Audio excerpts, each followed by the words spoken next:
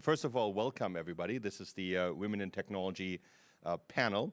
It's a great pleasure to having you here. I'm Helge Zeetzen, I'm the SID president.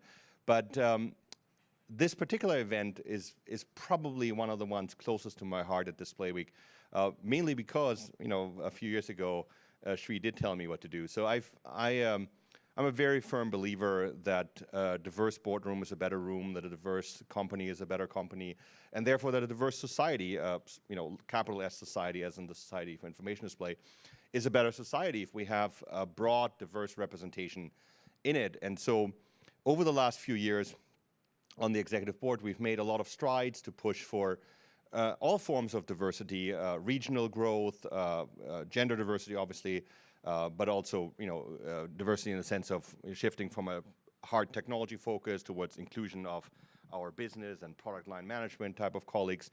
And so 3 years ago, Shri got inspired to create the Women in Tech Forum, and I, you know, immediately lent my enthusiastic support, as I do with all things this wonderful guy does. And so here we are. We started, this is the third Women in Tech Forum. It's now being joined by actually quite a lot of diversity-oriented events at Display Week. So all day today, actually, we have the Young Career sequence of events and events that are, you know, that's another sort of underserved demographic that traditionally our society did not embrace as much as we should. And in fact, right after this, we'll have a networking reception where we'll bring all the different streams together, the early career part, the women in technology, the business-oriented programs, and so forth, so that we can all commingle in that. This is an important event. I thank you all for attending. We're looking forward to a great panel. I will not introduce the panel because that will be done in a second by Jenny, our esteemed moderator. Who I do want to introduce, though, are our sponsors. Events like this benefit greatly from sponsorship, not just for, you know, what you see here and some support and so forth for the speakers, but mostly actually so we get food and booze right after at the networking reception. So that's really the key component. We just have to wait through it. My apologies, ladies. Our first sponsor is Clear Ink. There you go. Feng Wei was just going to have a quick few words. All yours.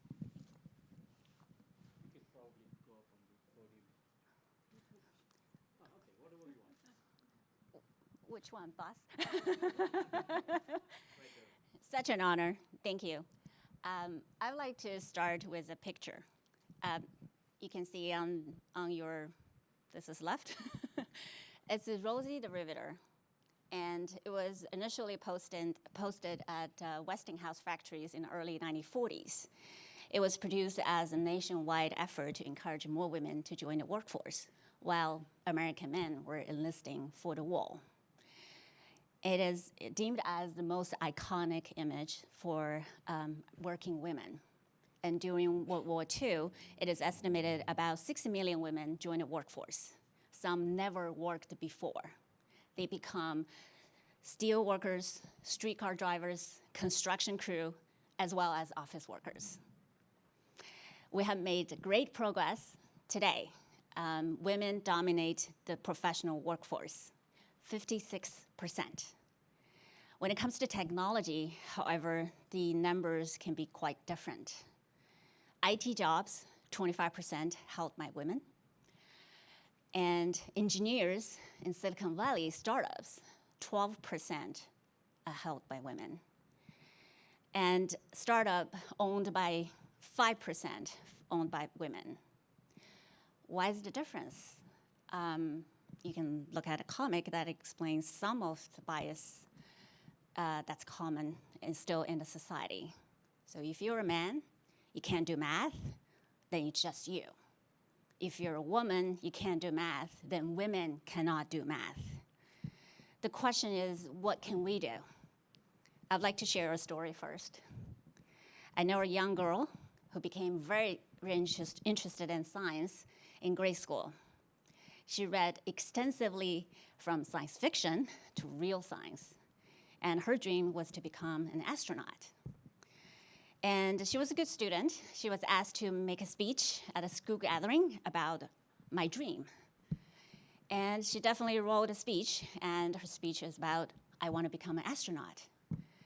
In the end, she was asked to change the speech and her dream to, I want to become a teacher when I grow up. Why? Because women don't become astronauts. I have to admit, I was that girl. I still read about science. I still gaze upon the star and wonder what's out there. But I conformed and I conceded. My first job was indeed in teaching. My parents were happy. I landed a safe career I would be taken care of for the rest of my life, but I was not. So when I realized I would never be happy living someone else's life and expectations, I made a choice. I started all over in business again. It took a lot of courage for me to start from scratch. And I did it because I made a choice to become true to myself, to know what I really want, and have the courage to pursue it.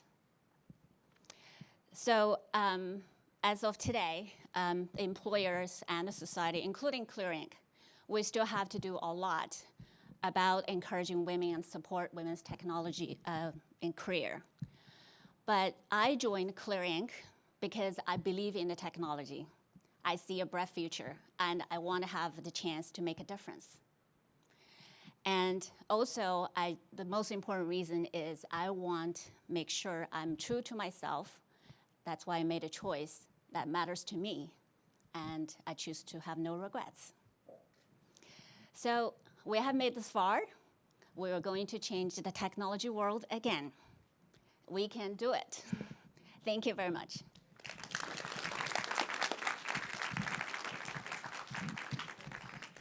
Thank you very much. I'm pleased to report that up in Canada, our head of state and governor general and good friend Julie Payette is an astronaut, or was an astronaut, becoming head of state of at least a small country. So it can be done, all aspects of it. The other sponsorship returning yet again, and thank you so much in advance for that, is Microsoft. Linhui Rao, I think you were going to say a few words. Thank you. Thank you. My name is Linhui Rao. I'm from the Microsoft Surface Display Development Group.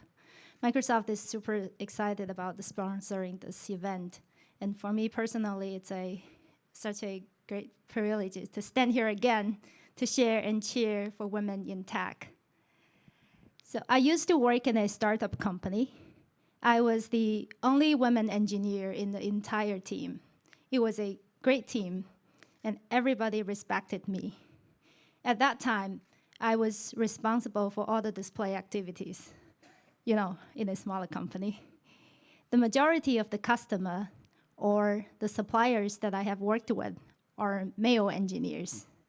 I often received emails calling me Mr. Rao. Or sometimes when we met for the first time in person, they would say, sorry, I did not know that you're a woman, you're a lady. I would just smile and reply back, yes, and I am your counterpart. So I view this as a reflection of the culture in the society. And the assumption is that the STEM world is for men. And this is exactly the barrier women are facing when pursuing STEM-related career or even leadership positions.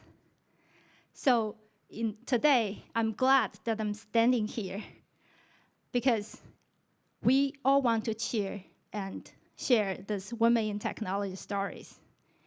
So in this tech world today, women are vastly underrepresented. And this disparity is not an indication that women cannot do math, cannot do STEM, or cannot lead. On the opposite, there are plenty of successful women in tech, like our speakers here today, like all who you are sitting here today. There is a Chinese saying, women hold up half of the sky. It's not just about population. Women can bring a diversified voice and a different perspective. Women know women better. So this is already half of the world's business. I mean, real business. So again, in this world recently, there have been a lot of focus to help in this perspective and brings a lot of attention to the movement, like Me Too movement, like Time's Up movement. Despite this focus, we still hear a lot of stories like harassment or discriminations for women or female engineer, female employees. I think the problem is that the culture is even more deep-rooted than we thought. So in this case, we really need the courage and support amongst us, as well as our men allies, to do this together to shift this mindset. I know this is a long way to go, but we should all sign up for this. I feel grateful that the companies that I have worked for are all supporting women, supporting diversity and inclusion. I deeply believe that we need a very open society to bring this diversity to life, to embrace the unique strengths of different gender. And while we are urging for this open society, self-belief and self-confidence are the keys to success. So go fearless, women in tech. Thank you.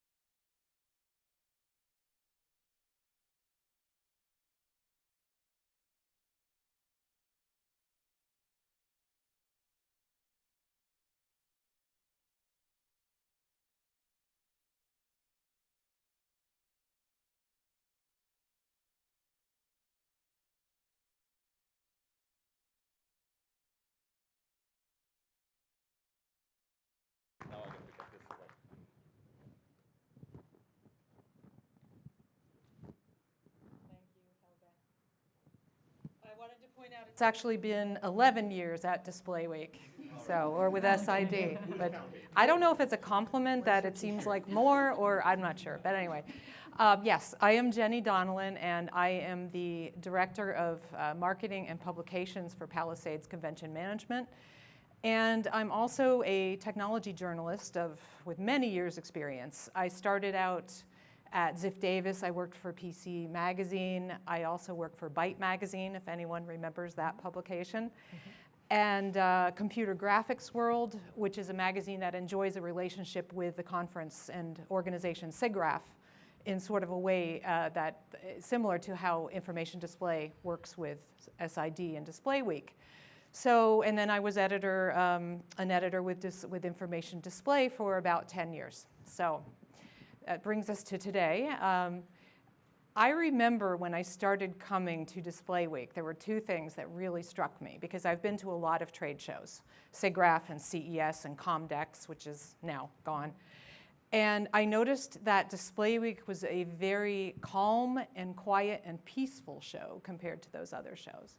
And I also noticed that if I went to the bathroom, I had my choice of 10 enormous bathrooms, and there was never another woman in there, which, you know, that's great in a way. It's great when you need to use the bathroom, but what it indicates about the population as a whole is probably not so positive.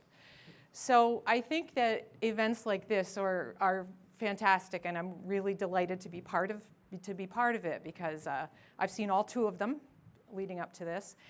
And I did want to give a shout out to Tara Akavan, who was the moderator last year.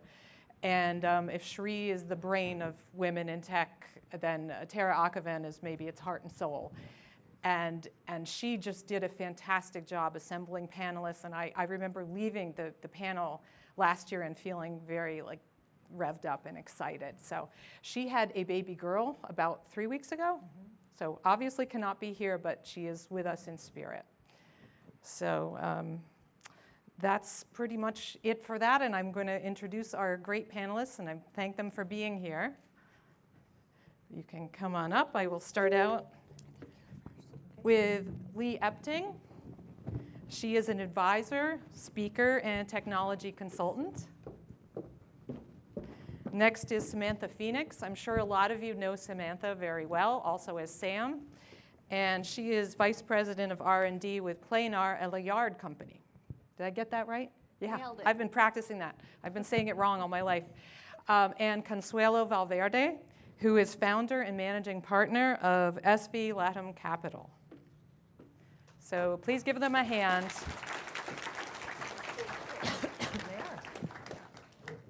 Thank you. Well, I have introduced myself, so I would love to hear from the three of you. And maybe, Lee, we'll go alphabetically this way. If you could give us a little bit about your background and what you're working on these days. Great. Thank you for having me here today. So my career started in the Valley. I actually most notably worked for a lot of different businesses in the Valley, but the most notable ones was Palm Computing, and then going on to be one of the founding team members of Handspring. And we worked on handheld digital devices that ultimately then came with the first integrated smartphone for the industry, arguably. There were others that did do some things like Symbian and others, but and Scion. But nonetheless, had a great time with those startups, but ultimately decided that I wanted to move on to bigger ground. So I took a position with Nokia in Finland and was the first executive, I believe, if not first woman executive in 150 years of that company to move to Finland and work as an executive in the company. It was pretty daunting. I moved from Woodside, California, and a beautiful home overlooking an estuary into the dead of Finnish winter at -20. I had a baby that was 1 year old, and my husband and a dog, not in that order. We all went together. And I had a real big curve to go up coming out of Silicon Valley. So it was brave, and I learned a lot about living in Finnish culture and such, and how to be successful in a company like Nokia. And after that, then I moved to another large telecoms provider called Vodafone, and I was based out of London for that role. And I decided that that was a great learning ground, and I had huge amount of resources to really impact things at a global level, like trying to close the gender gap divide of women ownership of mobile phones. 300 million women without mobile phones in emerging markets. Why? Cultural, religious, and because of their sex. So how do you close that gap? So I got to work with people like Tony Blair's wife, Cherie Blair, and Hillary Clinton and others on doing that. So that was a great learning ground for me, but I didn't want to be at a telco because it's all about selling air, and I needed something more physical. So I went to Samsung, and people said, oh, you're going to go to Samsung, Korean company. How are you going to do that? How's that going to work for you?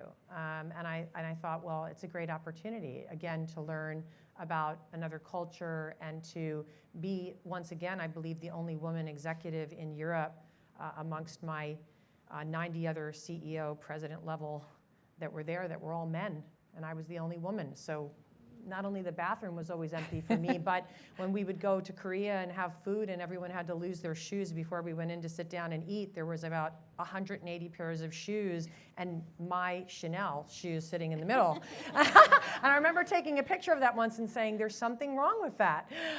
So nonetheless, though, I had a wonderful time there. And so I decided then to leave my corporate career and come back to the US a few years ago. I'm a citizen of the UK, I'm a citizen of the US, and I also am due to be an Italian citizen as well because my husband's from Italy. But I came back to the US so our son could go to school and get ready for his college education, which is now coming this next year. So I took a break from my large corporate roles, and I've been doing some tech consulting and advisory work, and really enjoying that, just sort of being able to have freedom to kind of do what I wanted to do and get interested and contribute to areas of businesses that I might not have been able to do under my former, more, let's say, strict corporate career roles. And that's me in a nutshell. Thank you. Thank you. It's very impressive. Sam, what about you? I don't know how I can follow I that. know, I know. True. I'm sure you can. Yeah. So let's see. So I'm an immigrant. I grew up in Northern Ireland, in Belfast, in the 70s, which was super exciting, though I didn't know it at the time. And I have a computer science degree, and after college, I moved to the States. I moved to Portland, Oregon, Silicon Forest. I heard there was a lot of, tech jobs there, so I thought I'd give it a go.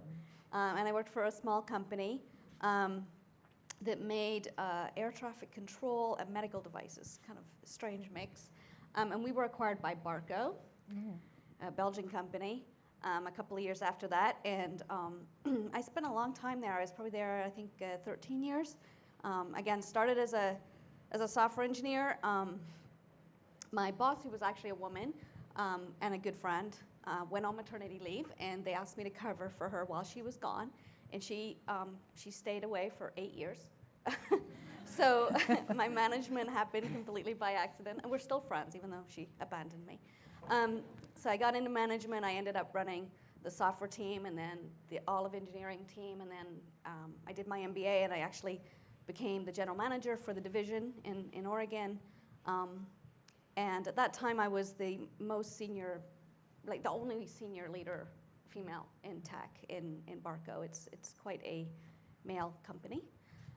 West Flanders is quite a male-dominated part of the world.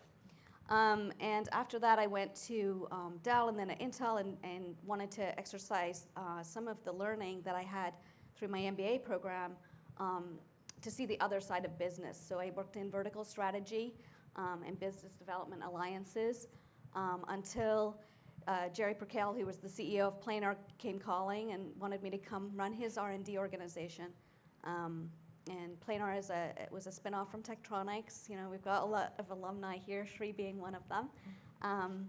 And so I came back to the display business, back to running research and development, which is where my passion is, back to displays, which is where my passion is. I've actually been coming to SID for, 20-something years at this point. And we were acquired 3 years ago by Liard, which is a Chinese company, the market leader in fine pitch LED, which is a display technology that SID seems to have passed by. Got my little ticket. And I think that's about it for me. Great. Okay, well, everybody has really different experience, and you, as a venture capitalist, probably the most different of all. So why don't you tell us about your path? Yeah, I'm also an immigrant, like Sam. I'm originally from Mexico. I moved to San Francisco 14 years ago, but before that, I grew up in Mexico, spent a lot of time in Florida, particularly Miami. My dad was Cuban, so where do Cubans go in Miami? So I loved science when I was a young girl. I asked a lot of questions. I had a father that encouraged me a lot into science and being independent. So I would spend the summers taking private physics lessons because I wanted to be ahead or something like that. And so I remember having a conversation with my dad when I was 11 years old. And he was taking me to school, and he told me, hey, there's a new area in science called computer science. I just read about it in the newspaper. Since you like math and physics so much, probably you should get into that. And I was like, okay, well, I'll take that into account. So when I graduated from high school, I was not even 16 years old, so I had to wait a little bit, and I went to college at University of Miami, because we had family there, and it would be easier for me to adapt. So I was going to major in computer science, but the first day when I was in school, I learned that because computer science was part of the School of Arts and Sciences, I would have to take history, English, whatever, languages. And I was like, I don't like paragraphs, I just like numbers. Where do I find numbers? School of Engineering, okay. So that's why I'm electrical engineer. I did end up doing a master's in computer science and then a master's in science entrepreneurship in the UK, how to turn science into business. then I started a PhD in genomics medicine. I really like biology, so I wish I was born probably 10 years later so I could be doing computational biology or something crazy like that. So I dropped out from that PhD. I didn't finish. It was more as part of a strategy that I got into that I thought I needed that experience. And I have a fellowship, Kaufman Fellowship in venture capital. Mm-hmm. So my career probably started as an entrepreneur moving back to Mexico.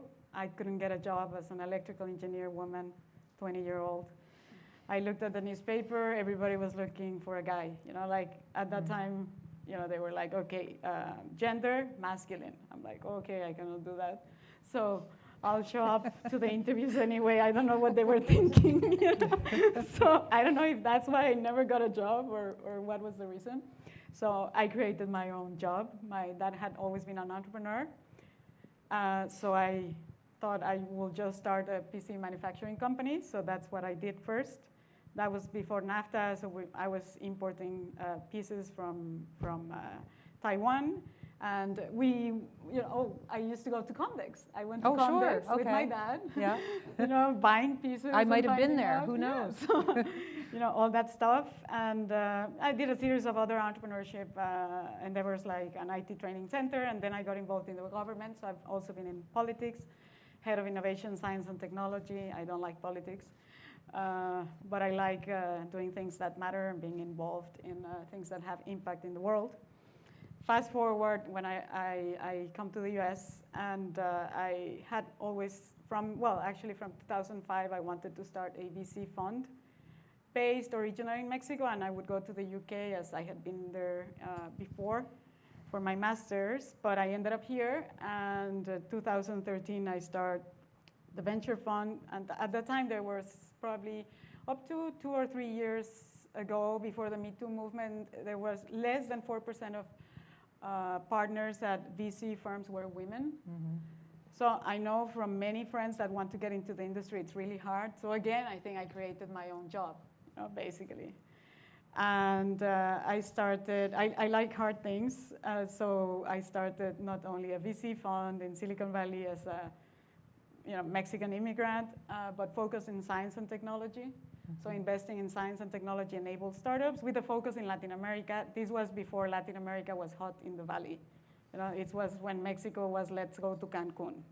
And that's it. So people will ask, oh, are there engineers in Mexico? We didn't know. We thought only in India outside the US.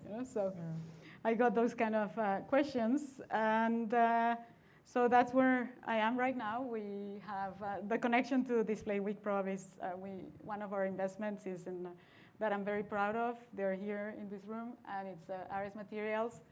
2 Mexican co-founders born in Mexico did their PhDs in the US at the University of Texas in Dallas, and they're doing optical filters for display applications. Okay, thank you. Thank you. It really strikes me how important it is to have that supportive parent. Oh, yes. Or somebody, that supportive somebody early on. It makes all the difference, especially that it was your dad. Yes. So that's great. I'd like to ask each of you, starting with you, Sam, about some advice that you might have for your younger self. Because I know as a woman, in business, there are things I wish I had known when I was younger. There are things I berate myself for things I did the week before, but I think that it's really important to share the lessons that we've learned. So maybe you could tell us the most important piece of advice you'd have for young Sam starting out. Yeah, I think one of the speakers earlier mentioned about being true to yourself. I think it's just a fact. Women are different from men, and I think we're taught that in order to be successful in business, we have to become something different. Mm-hmm. And I don't think that's necessarily true. So I think being true to yourself, listening to your inner voice, having that confidence. You already have a seat at the table. I mean, you've already succeeded. You've already passed the classes or gone to college or got a job. Like, you're there for a reason. So take up the space that you've been given. and embrace it, and don't wait to be invited. You're already in. Yeah. I think that's one thing. And then the other thing that really didn't exist when I was early in my career is like there's so many opportunities to network with other women, with people in technology. There's so many online communities now where you can reach out for support. People are really willing to help if you just ask for help. You know, I came to SID to Display Week for years. I'd never talked to anyone. I just went to the symposium talks and took my notes and, you know, learned all. Wow, you haven't always been this involved? No, I didn't talk to anyone. I would like go into the talks and like take all my notes, and I'd be like, my mind was blown at some of the stuff I was learning. Yeah. And then I'd go back to work. No, I wouldn't have talked to anyone the whole week. So, yeah. So what got you started? I think when I did this vertical strategy for Dell, I'm not a great public speaker, so I'm sorry. But I had to do that a lot for that job. You know, I was doing business development, partnerships, alliances, and so I was getting on a stage. I was going to, oh my God, networking events where I had to talk to people. Yeah. Which was just nerve-wracking for me, but it got me to the point where it's like, oh, well, they're actually just people like every other people. You know. Sure. So it's not that scary. So, That's and good. once I started doing that for my job, then I started to do it more and in places that I enjoy and people that I enjoy talking to, which, you know, this feels like coming home. I love Display Week. It's Yeah, great. It's me a great too. event. Me too. What about you, Lee? Do you have a piece of advice for people starting out? If I think back to my younger self, I tend to think that when I had opportunities or I came to a new place of work, I had too much fear as my baggage when I would walk in because the fear of the unknown. I think everyone has that when they go into a new job. You know, it's like drinking from a fire hose, they say, right? There's so much to consume. But I think women more than men tend to put more pressure on themselves to want to know everything and be perfect before we act. And there's maybe higher expectations as well on us. So if I were to give my younger self some advice, I would say, try not to put so much pressure on yourself. Come in with a no fear attitude and just drink up as much as you can drink up in terms of information. The first place I always went in my jobs, and I wasn't an engineer, they say I'm technical enough to be dangerous. I don't have an engineering degree, but I've worked and led large engineering organizations in very large companies. I've built software, I've designed software, I've embedded software. You know, I'm kind of scary because I don't actually know the engineering, but I know the right questions to ask. So the first place I go when I go to a new company is I go to the engineers. And I sit with the engineers and I ask them a bunch of probably what they think are really dumb questions. But for me, it's helping me piece together a puzzle about why we're building, what are we going after, what matters. But that networking piece internally is very important. So you need to build the picture of the puzzle, no matter what the size of the company is, educate yourself, and don't have fear. Then ask for the opportunity. Do not hold back and think, I shouldn't ask because somebody else beat me to it that asked for that. Usually it's a male colleague because that's the fact in technology that you're outnumbered. So I would say don't be fearful. Go ask and get that support internally and go after new things. That's what helped me succeed in my career. I raised my hand and I said, I would like to do this. You know, this is something I'm interested in. I think I could be good at this. And as a result, I was able to take on very new things for the businesses I worked in and literally build entire business units within these large multinationals to go do new things.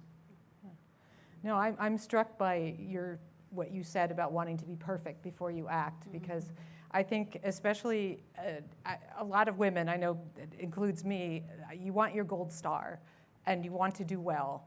And it's hard, sometimes it's better to focus on the job at hand and not on whether you're going to mess up or something. I guess I just injected my little lesson here out of turn, but it's really important. If you're stuck with like doing everything perfectly, you won't do anything. I see this as well. If you've ever, go around kids or whatever, or if you've ever taught, or engaged with young children, and you see a kid come out of a test, and you say, "How'd you do?" And you see the girl come out and go, "I just got a text from my son's ex-girlfriend. She's finishing up high school and going off to college, and she had a big AP exam, and she said, I think I failed my AP exam. I failed it." And I said, Okay, and I was thinking that if I were to get that same message from my son, he would say, I nailed it. Yeah. But maybe he didn't nail it, but he came out saying he nailed it. And Yeah. actually, in the end, it doesn't matter. So I wrote her back. I said, it doesn't matter. You've been accepted to the university you want to go to. Pass or fail, keep moving. You know, that's my message to her. Keep moving. Because she's super smart and talented. It doesn't matter if she failed her AP exam. But her first point of thought was, Yeah. I failed it. I failed it, yeah. And No, carrying that's that good. baggage, you got to dump that baggage. Yeah. Very good, very good. What about you, Consuelo? What advice Yeah, would you I think have? I will second that. I think in different episodes of my life, I have felt that I wasn't prepared for those roles. So I needed more, and more. And a lot of the times it was like, I need another degree, or, I wanted to launch an innovation center in Mexico. So that's kind of what triggered the Masters in Science Entrepreneurship in the UK. And then I wanted the Genomics Medicine Institute to be located in my hometown, and the whole networking with that community. So I got involved, and I ended up in that PhD program. And launching the fund, I thought, well, I'm not capable for that. I need a program. So there are no, at least 5-6 years ago, there wasn't a master's in venture capital, or in that space. There are programs in different universities. And this fellowship, the Kaufman Fellowship, so I applied and I ended up getting that. But you feel like I felt several times in my life where I'm not prepared for that. I need this extra thing, or it's even to be a board member or anything. So I think I will just say that it's better just try it and just do it. Like, one important thing is to ask, and another one, if someone's not giving you that, of course, you make it happen. But also don't feel like you need all these credentials and all this experience. I also see it in entrepreneurs. They're very different, men and women. Guys tend to feel like, no, it went great. After a meeting, a woman is like, well, I think I should have said this other thing, and I think I didn't do this right. And you can see that we have. There's something, I don't know if there's something also the way our brain works, and we're tend to be overthinking. Yeah. I went for a ski lesson fairly recently, and they asked me, what level are you? And I'm like, close to expert. And the woman that I went out with, the instructor, said after a while, she said, you're really interesting because most women underrate their ability at skiing, but you have overrated your ability at skiing. But I guess it was a compliment in a way, but you're right. We tend to devalue what it is that we've accomplished.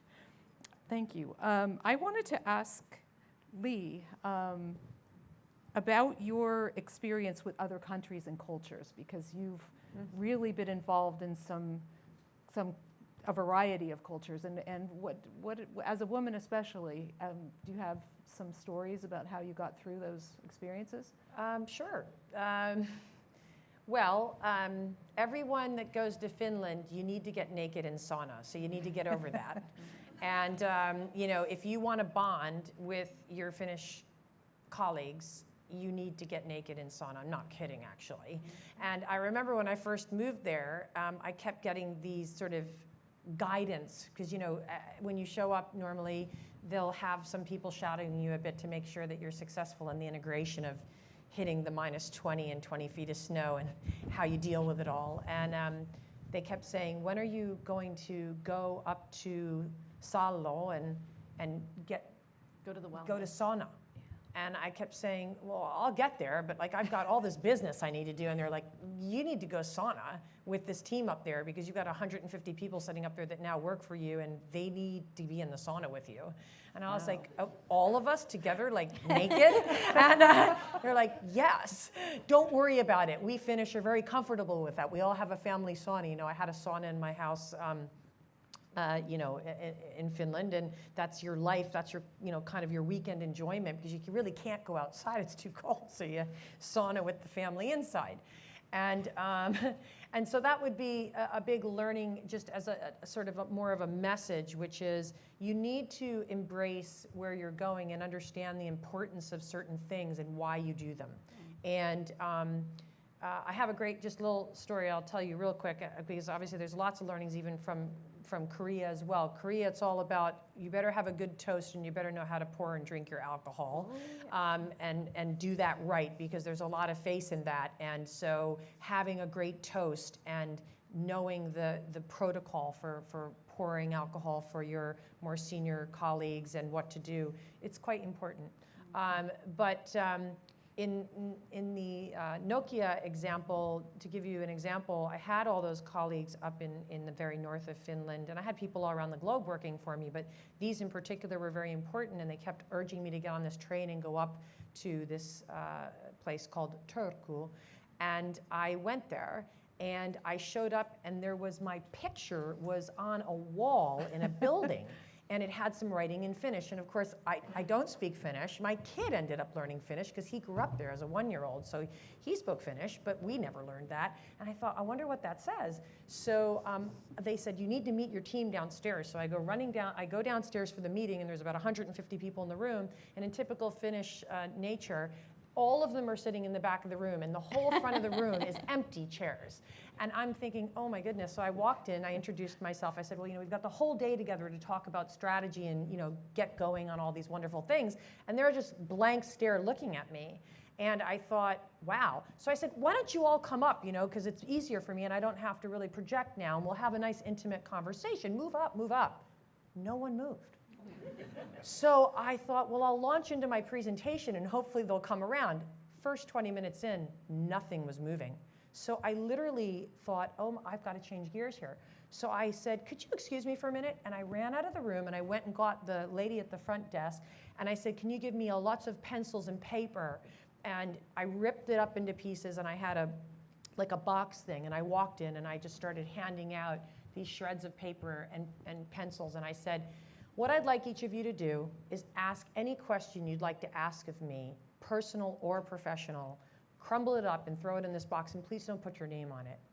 And I'll give you some time to do that. And I left the room. And about 20 minutes later, I came back. I had about 100 pieces of paper crumbled up in the box. So I went to the front, and I picked one out, and it says, do you sauna? Hint number 1, are you married? Do you have children? Am I going to get fired? These kinds of questions. And I realized that fundamentally, to be successful for the next 5 years of my career, it was really about understanding what was really at the core of what their concerns were to end up being great team members and go off and do great things with their career. And a number of them did, and they live in Silicon Valley today because I put them here as part of their career growth. And it was a wonderful and great learning experience for me, and it really highlights the importance of not trying to overcomplicate things when you go into new cultures. Learn the culture, but also be true to yourself and be the person who you are. And for me, it was about wanting to know the people that worked for me. Wow. Thank you. And Consuelo, you have been around the world as well in your job as a venture capitalist. And I know that it hasn't been easy. As you said, you finally ran out of programs to sign up for, and you had to create your own. And can you tell me, I think you said something like, you can always find reasons why something is hard. And so you've gone around the world and in this role, how have you found it? What have been some of the challenges for you? Yeah, probably, I think Sam in one of our prep calls mentioned something like me, whenever I have found a difficulty, now, or when I was first raising our first fund, or in previous experiences, or now raising fund 2, I don't think the first thing, when you have a hard day and you're having all this anxiety, oh, what's gonna happen? Am I gonna make it? Do I need this thing or whatever? I don't go oh, it's because I'm a woman. That's not the thought, kind of oh, could I be doing, can I do this other thing, or should I reach out to this person, or what if I have the wrong strategy? Am I spending my time in the right thing, doing the right things? Am I just too busy, with things that really are not taking me to that, achieve that goal? So I think that we can always find reasons why something is hard. I could say, well, raising a fund, it's hard as a woman. I mean, it's hard for anyone. 90% of people that start fundraising a fund, regardless of men, women, here in the US, don't ever end up raising their first fund. Yeah. So that leaves 10%. And it's, of course, if you're a woman, I'm not going to say it's harder. If you're minority, Latina, of course, harder, yes. But also, I find kind of like, I also have an advantage, because many times I'm the only woman. They remember you. So they will remember me. At least I have an advantage automatically. Not that that will make everything, because I'm a woman now, everything's going to happen.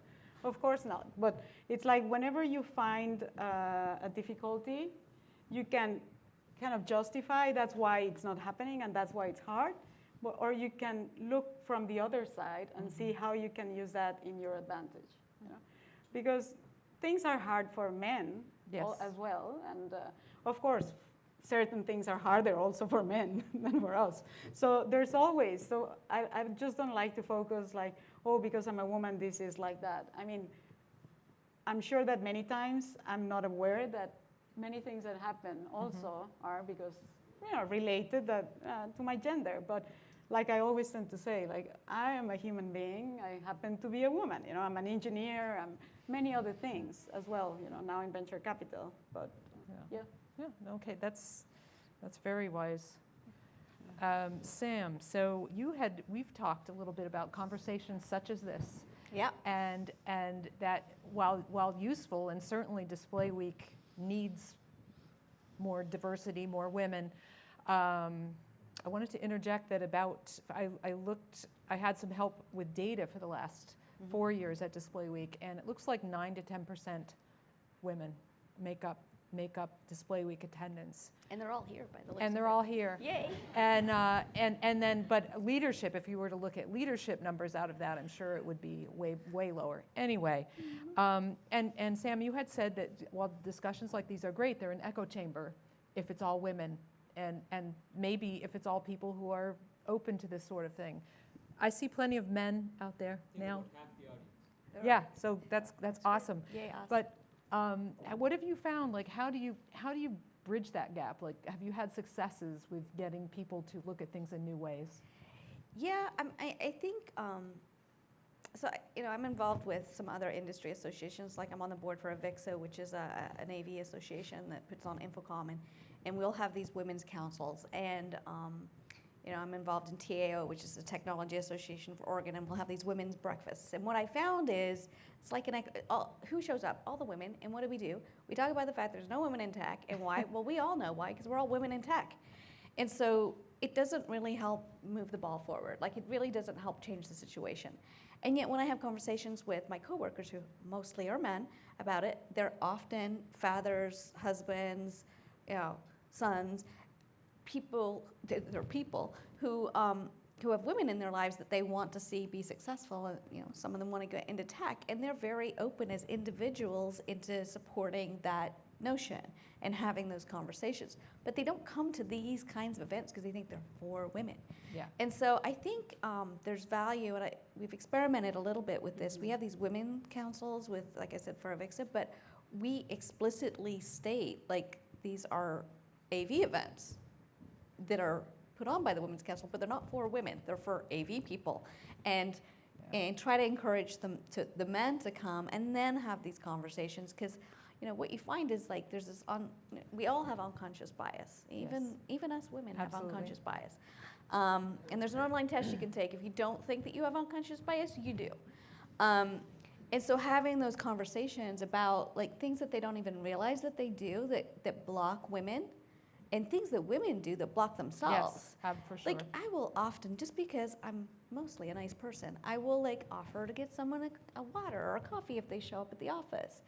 So I've been trying to coach my guys to be like, you do that. Like, it's like, why am I always getting the coffee?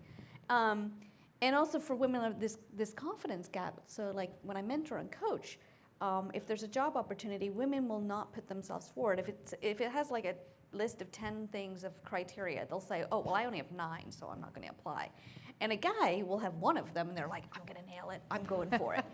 and it's called a confidence gap. It's well documented. Yes, It's yeah. very well known. So, but having the conversations as a cross-functional group, as a diverse group, just helps with understanding, and then giving people these perspectives so we can fight the unconscious bias that we all have, and apparently that we are also programming into all these AI devices. I don't know if you guys know about this, but they've stopped using AI to screen resumes because the people who wrote them were men, and so they screen out women's resumes.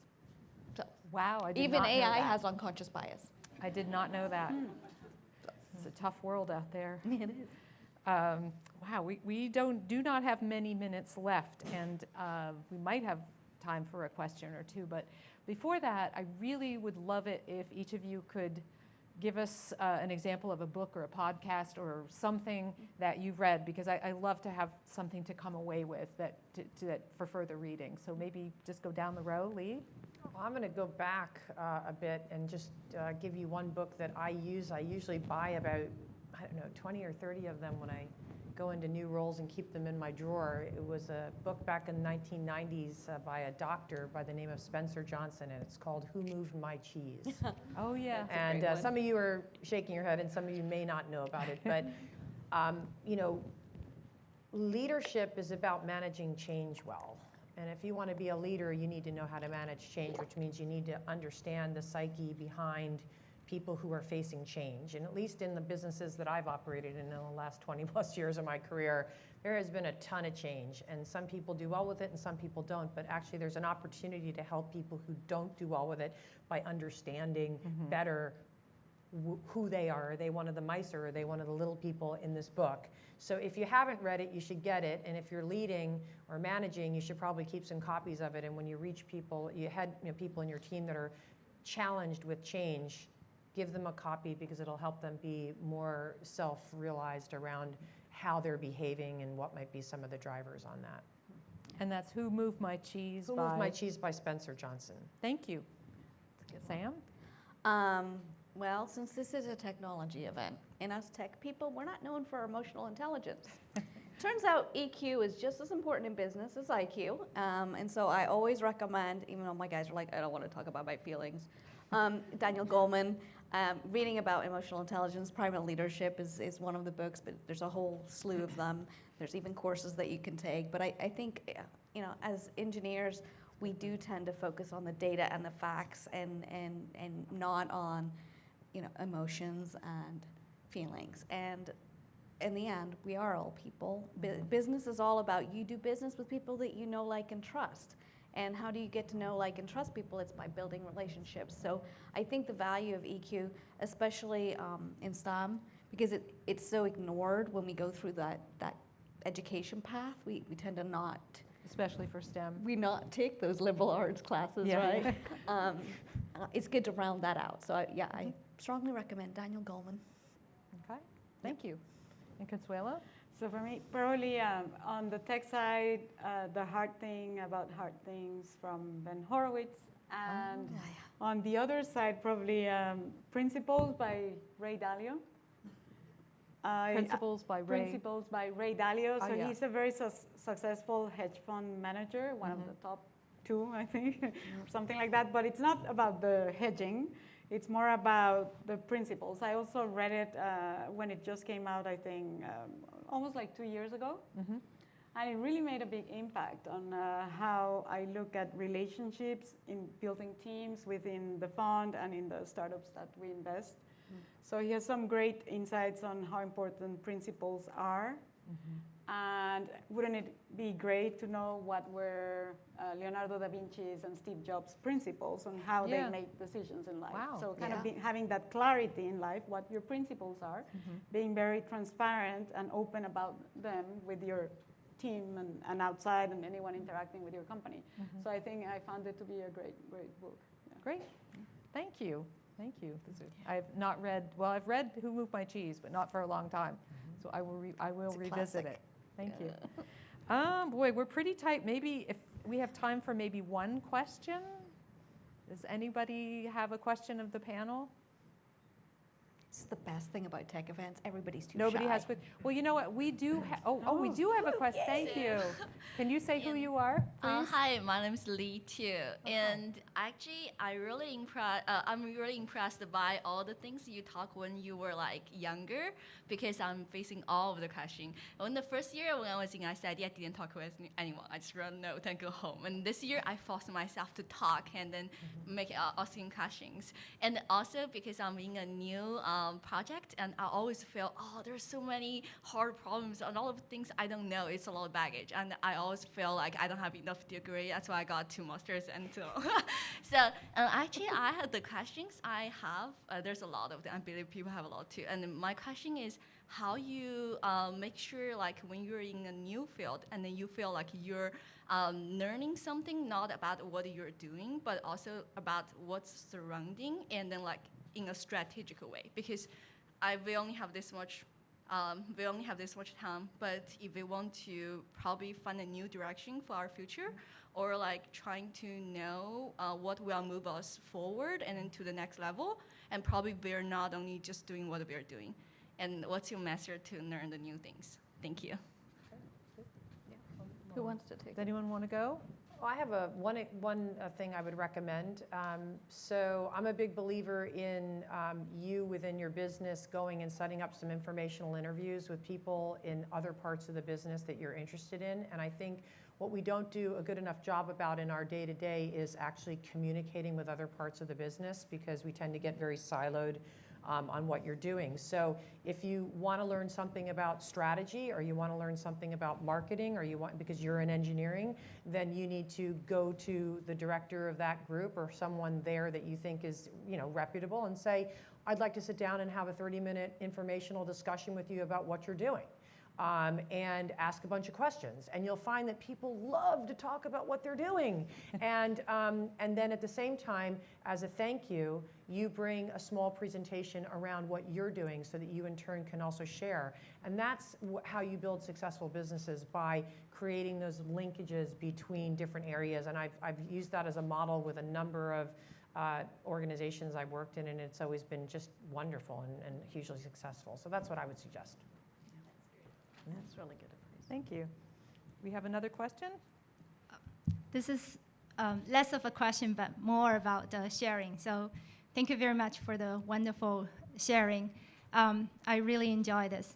And then especially to Sam, you just mentioned that for a lot of like women activities, it's just the women attending it. And I'm very happy to see that today it's not just women here. There are a lot of men here, and I want to thank my team for our team. A lot of my manager, all of them are here, and also I think it's very important to have this momentum and message. When organizing this women-related event, it's really important. I think it would be really, really helpful to have men involved. I think with this together, that will be even more meaningful event, because different genders, they have different perspectives. And when we talk about this is really when new idea happens. So thank you very much for talking about that. I appreciate it. Thank you. Thank you. Okay, well, thank you all very, very much, and thanks to our panelists. We so appreciate the time, and I've learned a lot.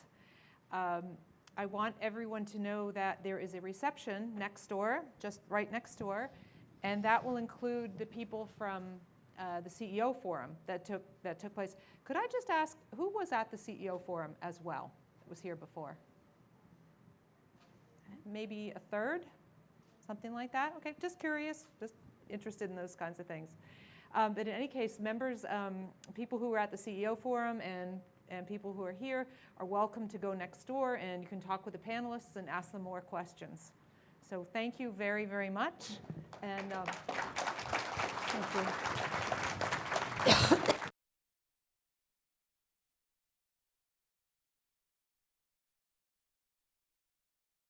Thank you.